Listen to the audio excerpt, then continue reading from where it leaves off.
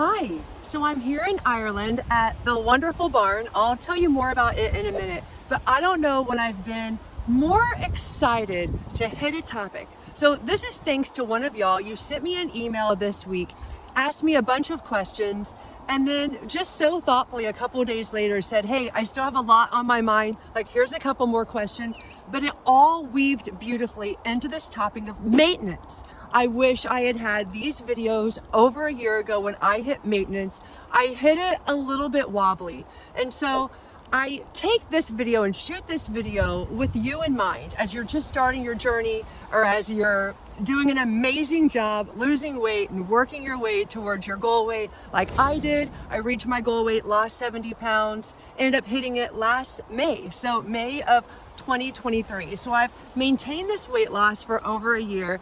And let's get right to this great email. She said, I want to know what maintenance looks like. So just briefly, I started December 1st of 2022, and I was grateful to not be hungry for the first time in 30 years. Do you know what it's like to wake up hungry, to go to bed hungry, to go to a restaurant, to order a meal, to eat it, and to not even feel like you started? And what you really want to do is you want to go back up to the counter and order the meal all over again because you're still that hungry? Yeah, so Mounjaro took that away.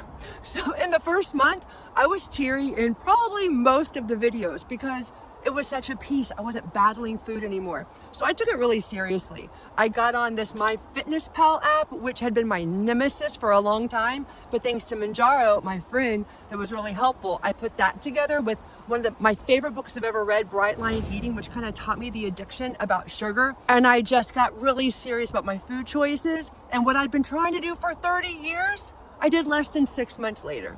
So I hit my goal weight and then started, like, their first question is, so you hit your goal weight, so you have new calories? How do you know, like, how much to eat? Great question. So down below, I'll put a link, but I made a video. It's all about, like, how do you know how many calories you need to maintain your goal weight? By the way, these are all outstanding things you should talk to your doctor about. I'm a 4th grade teacher. I'm passionate. I've enjoyed this research, but obviously they are the educated source when it comes to all things your body, your health. For me, I went from about 1,200 calories a day to approximately 1,900. So maybe I have a little bit less sometimes, maybe a little bit more sometimes. I used to count my calories. I haven't done that in a long time, but that's me. You might enjoy counting calories for years to come. You may sometimes count your calories if you feel like you're gaining or you feel like your diet's getting a little bit wonky. When you get yourself back on track, I respect that. Like, that's one of the fascinating parts about this journey. You figure out what works for you. For me, I got to stop counting calories. I'll tell you in a second, like, what my golden rule is, what my helpful thing is that keeps me from having to count calories every day. So yeah, 1,900 calories a day. If I'm walking a lot, getting a lot of cardio, maybe that's 2,100. Yes, so I am eating more calories. They're like, are you eating more during meals? Yes, I am. Let's talk about two things. Let's talk about quantity and let's talk about food types. So when it comes to quantity, I was measuring my nuts. I mean, 1 ounce of nuts can be well over 100, 150 calories. We all know they're caloric dense. So now when I eat nuts, I cannot still at goal weight. It is not safe for me to take a nuts container to the couch. I spent 30 years snacking and nibbling. I put them on a napkin, put them by my dinner plate, and I definitely have more nuts now. I have more meat, more protein, more beans, the protein of your choice. Definitely have more meat. I have more potatoes and rice. So when I was in the weight loss zone, 1,200 calories, I wanted a lot of bang for my buck. If I wanted to go have a burger, I would have been pretty much shot. Like, well, you're not gonna eat again the rest of the day, right? And if you have some sauteed veggies and some chicken and some salsa and put that on a bed of lettuce, like, you can have a plate of food and still be around 400 or 500 calories. So I was really serious about my rice, my potatoes when I was in the weight loss zone, but now those are two great examples. I had rice yesterday. I have potatoes maybe every 2 or 3 days, but that's definitely something I've incorporated more. I would say when it comes to vegetables, when it comes to fruit, I probably have similar amounts. You know, vegetables, they're just fantastic for you. Eat them when you can. I have them mostly with every lunch and every supper. Again, for me, I don't have an issue with my glucose level. Fruit is my friend. I have some with breakfast and some with lunch. Now let's talk about food types. I do have a little bit of sugar from time to time. For instance, let's take yesterday. I hadn't really had sugar in a few days, but there's something that I had eyed for many days. After I had it, I wanted to go and get 15 more. And I remember I was off balance. I was like, when are you ever gonna learn? When are you ever gonna learn, Amy? Like, for you, it's a slippery slope. You can't ever just have a little. But then I got myself sidetracked and I was not hungry. Like, next time I checked, 15 minutes later, I wasn't hungry at all. This for me has been something, I'll just kind of stop talking now because I could go on for an hour about Amy and sugar. Like for John, it's his carbs and it's his bread. So it might be something completely different for you.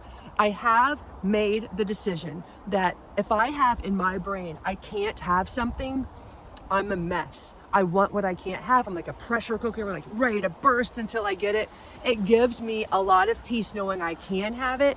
And for over a year, I've made good choices about the moderation. I'm doing well, but I never have hard, fast rules. Like, here's how you're gonna do it for the next 12 months, because I wanna be successful right now. And what I'm doing is really working. I'm on a really strong trajectory. I know a month from now, I'm gonna look just like this. And so I really want to take each day as it comes, each emotion as it comes, but I'm doing my very best to boil it down for you and give you a little bit of an insight on really how maintenance is going very smooth for me ever since, remember back in November, December, I gained like 18 pounds. I went up to 7.5, lost that weight, went back down to the 5.0, and now here I am. It's been 6 months, been doing absolutely great on the 5.0, plan to stay there, feeling rock solid and stable. So occasionally I'll go find something healthy at a drive-through, probably Wendy's once a week. I get their chili, I get their baked potato. Maybe if I haven't had a lot to eat, I'd like a few like chicken nuggets. I also wanted to share that I probably have fries once or twice a week. Pretzels is not, I wouldn't have had like things that don't have a lot of nutritional value for me, kind of carby, kind of snacky. I really left those out when I was in the weight loss mode. And it wasn't like boring or a drag or major rules. I had Mounjaro holding my hand. We've got this, Amy. And it really did like help my brain because I wasn't always starving. Now that I am in maintenance, I do have pretzels occasionally. I definitely don't take a bag of something to the couch. That's just not a safe zone for me.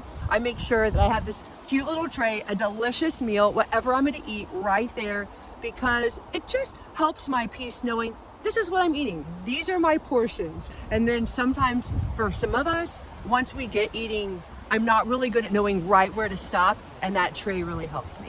And last, I definitely eat out more now than I did during the weight loss portion. I'm not afraid of eating out, but I do know that those calories, they're just always higher. And I don't know what kind of oils or what all they're using, but I find that I am better satiated at home. And sometimes if I go out, I eat, I feel kind of like I'm still hungry. So I would just say when it comes to like highly processed food versus like natural foods that are nice and colorful, whereas I find the processed foods are more gray and brown, I want to make sure that I'm having a good balance and that I'm having a lot of good, natural, wholesome ingredients, wholesome food. The next question is, are you eating more frequently? So I would encourage you or suggest, yes, instead of having 3 meals that are 700 calories, which is fine. I found that when I was on weight loss mode, my stomach shrunk, and I love that. I love that feeling of not being stuffed. And so I would prefer to have maybe 4 meals or 3 meals and a little afternoon snack or whatever works for your schedule where you want to put that in. I have an illness, and so I actually have this liquid that I have to drink before every meal. So I only get 3 meals a day. So I'm not the perfect one to ask because that kind of rules my life and dictates when I eat. If I'm hungry in the evening, I have to take 1 dose at bedtime, and I'll have like something to eat with that last dose. Another great question. Are we stretching our shots out? When we get to maintenance, are we gonna go 10 days, 14 days, or are we gonna dose back down? This is where I really get excited. I really love reading about it. I really love reading your stories and your journeys. So talk to your doctor about it because it's math. So if I'm on the 5.0 and then I stretch it out And instead of just going straight down to the 2.5, I'm on the 5.0, like not every 7 days. Maybe I'm feeling amazing. Maybe it's a year from now. And I'm like, you know what? I'm going to try to dose down a little bit. Maybe my doctor and I talk and I take it every 10 days. I'm going to pretty soon do a half-life again because somebody sent me some more data on half-life. Very interesting. But for those of you on semaglutide, your half-life is every 7 days. So 7 days from now, when you take your shot again, you have that dose plus half of the dose you had a week ago. Like that is to be factored in when we're talking about like, what are we going to do at maintenance? If you're on the Mounjaro or zepbound, the half-life is every 5 days. And so you really do, and if I'm taking the 5.0 every week, I always have more than 5.0 in me. But let's just talk about this simplistically.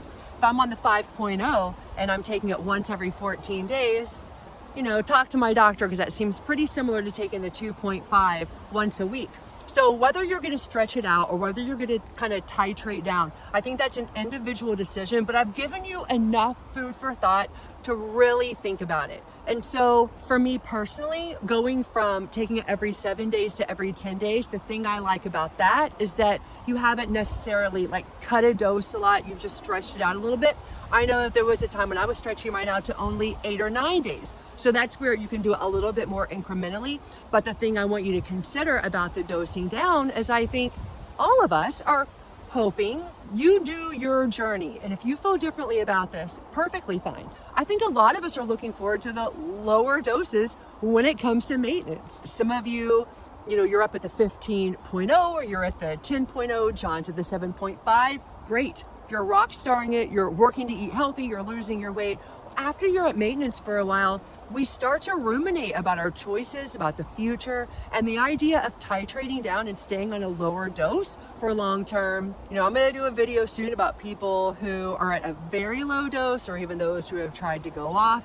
These are new drugs. Zepbound was just FDA approved like in December of 2023. So more data, more anecdotal evidence is coming along, but that's what I wanted to say about that. Okay, then she was talking about going back and forth. I'm gaining a pound or 2 pounds. I'm losing a pound or 2. Like, are you eating more or less all the time to kind of lose some or to gain some? I put on my paper, favorite, with 2 exclamation points, but they didn't have dots. They had hearts because I want to share something with you.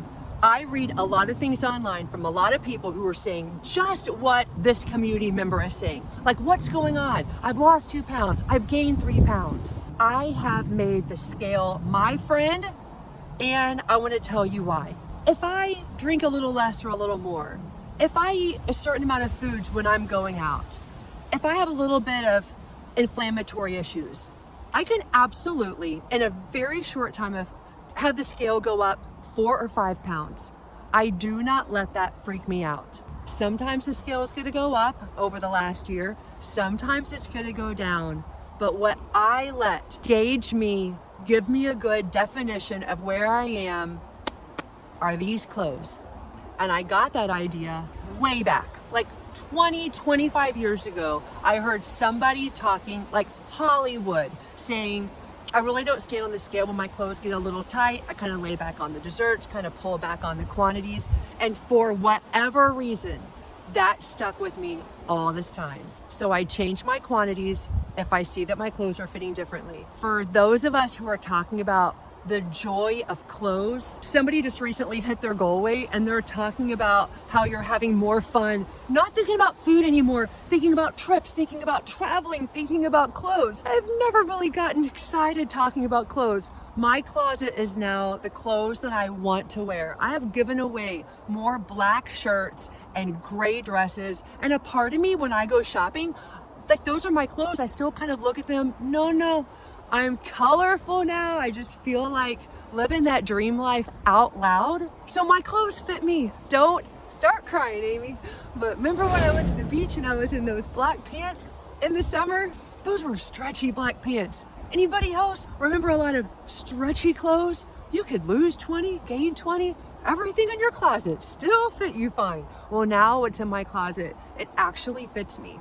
And so the joy of when things get a little bit tight, you know, to pull back a little bit. Same thing goes with maybe you need to eat a little bit more, but I don't mind stepping on the scale. I step on the scale every week or two. I still graph it in my fitness pal. I've been wanting to do, I bring up all these video ideas. This just goes to show you like how long this list is, but I have something written down and it's called Fun Timeline, because just looking at that graph of my weight loss and then how it's gone during maintenance, super interesting. Yeah, I step on the scale. How are you doing, Amy? Like, it's a great gauge. I'm all about the scale, but it's my friend. And I just want to conclude with, if you gain 2 or lose 2, you are so okay. Okay, let's talk about this. Oh, really quick. So I was in the States trying to figure out where am I going to go to work on my website. I thought about domestic places, international places. The family was all in on it. Long story short, Ireland. So I got on Google Images, and the first thing that caught my eye, you know, we all have our thing that our heart goes out to and it's different for all of us. Amy saw the wonderful barn. And so we leave in 2 days. John said, hey, I have this really fun project I'm working on. I'm like, you work on it. Then at the last minute, he said, what, you're going to the bus stop right now? Okay, I'll go with you. So John and I have taken a bus, then got off and walked 27 minutes to the wonderful barn. You know how much fun it was? Like, to make our journey here and then to round the corner and whoa, there it is. So John already sent me some historical articles about it, and there's a sign on the front of the barn and it says something about like an execution here in 17 something. I'm like, John, what did that person do? He's like, I don't know yet.